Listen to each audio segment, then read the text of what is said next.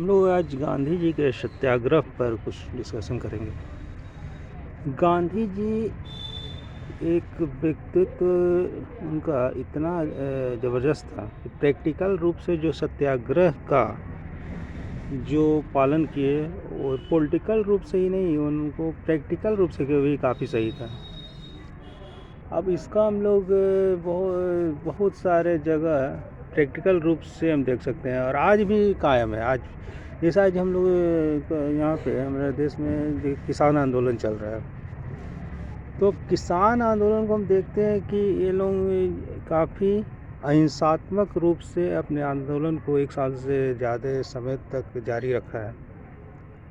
अगर कोई भी आंदोलन आप हिंसात्मक रूप से करते हैं, हिंसा अगर आ जाती है, तो सरकार वहाँ तुरंत दमनकारी नीति अपनाएगी और आंदोलन को तुरंत दमन कर दिया जाएगा। और इस तरह हम आगे देखते हैं कि किसान आंदोलन अगर 1-2 छोड़कर काफ़ी अहिंसात्मक रूप से चला रहे लोग, इसीलिए ये अभी तक सक्सेस है। अगर मान लीजिए कोई आंदोलन आप हिंसात्मक रूप से करते हैं, हिंसा जब आ जाती है, तो सरकार वहाँ तुरंत दमनकारी नीति अपनाकर सबको जेल में डाल देगी और सबका दमन कर देगी। लेकिन अहिंसात्मक रूप से करते हैं तो आपका ये हक है और उसमें ये आंदोलन को दबाया नहीं जा सकता। इसीलिए हिंसात्मक रूप से कोई आंदोलन ज़्यादा समय तक नहीं चलता। और इस तरह से गांधी जी का सर्वोदय विकास भी देखते हैं, सबका विकास, और उनकी सर्वोदय विकास की नीति भी काफ़ी सक्सेस थी। और इसके अलावा हम देखते हैं कि उनकी जितने भी रचनात्मक कार्य भी काफ़ी ज़्यादा अधिक प्रभावित किया हम लोगों के देश में। और उनको नेशनल मूवमेंट में ही नहीं, उनके व्यक्तिगत रूप से भी काफ़ी सत्याग्रह पर प्रभावित हुआ। और इसके वो चीज़, उनकी प्रेरणा हमारा पूरा देश लेता है। और हमारा देश ही नहीं, पूरा विदेश में भी गांधीवाद की चर्चा काफ़ी होती है। गांधी जी के नीतियों का हमारे देश में ही नहीं, पूरे विश्व में काफ़ी विख्यात है। गांधी जी का व्यक्तित्व काफ़ी प्रभावशाली था और उसका हमारा उदाहरण बहुत कम जगह पर देखने मिलता है। वैसे नेता हमारे देश में नहीं, किसका ही नहीं मिलता, क्योंकि उनके सारे आंदोलन काफ़ी ही ज़बरदस्त थे और इतनी लंबी समय तक धैर्य के साथ चला सकते थे। असल में उनका जितने भी ये थे आंदोलन शॉर्ट टर्म का ही होता था, लेकिन उस पेशेंस के साथ फिर वो दोबारा चालू करते थे। तो ये हम देखते हैं गांधी जी का सत्याग्रह, और रास्किन से काफ़ी प्रभावित है।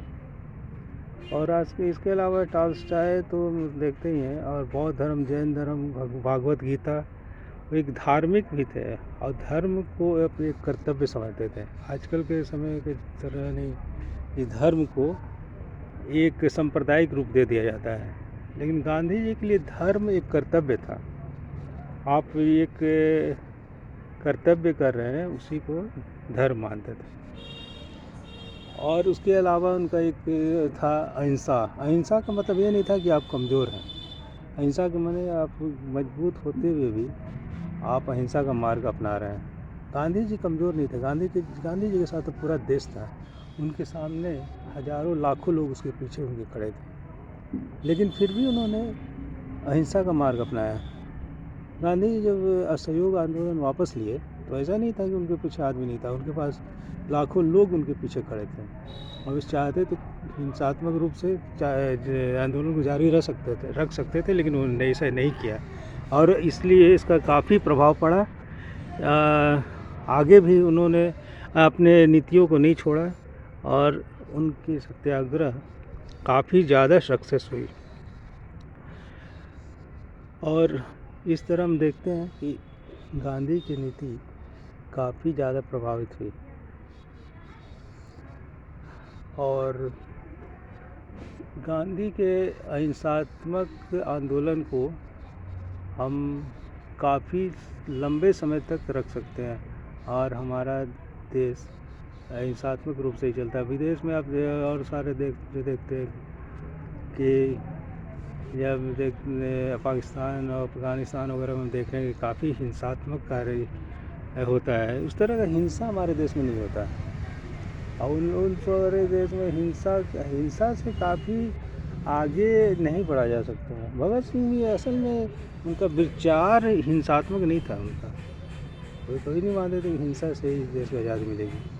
वे भी विचारों को ही सबसे प्रमुख मानते थे, उनके विकासशील विचारों को ही आगे लाना चाहते थे। वो असल में वो देश को जगाना चाहते थे। और यार गांधी जी काफ़ी ज़्यादा अहिंसा को मानते थे, लेकिन कायरता को नहीं मानते थे। कायरता को कभी भी उन्होंने अहिंसा नहीं माना है। वो कायरता से ज़्यादा, अगर जहाँ कायरता है उससे ज़्यादा वो हिंसा को ही प्रमुखता देते थे। और उनकी सबसे महत्वपूर्ण बात है कि गांधी अपने विचारों पर हमेशा अडिग रहे। वो सांप्रदायिकता के सख्त खिलाफ थे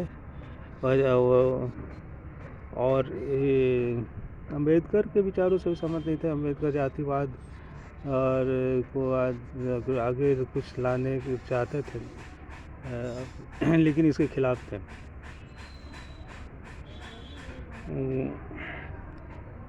और इस पर हम ठीक है, गांधी जी पर इतना ब्रीफ चर्चा हुआ, आगे हम लोग गांधी जी और नेक्स्ट टॉपिक पर चर्चा करेंगे। Okay, thank you very much, thank you.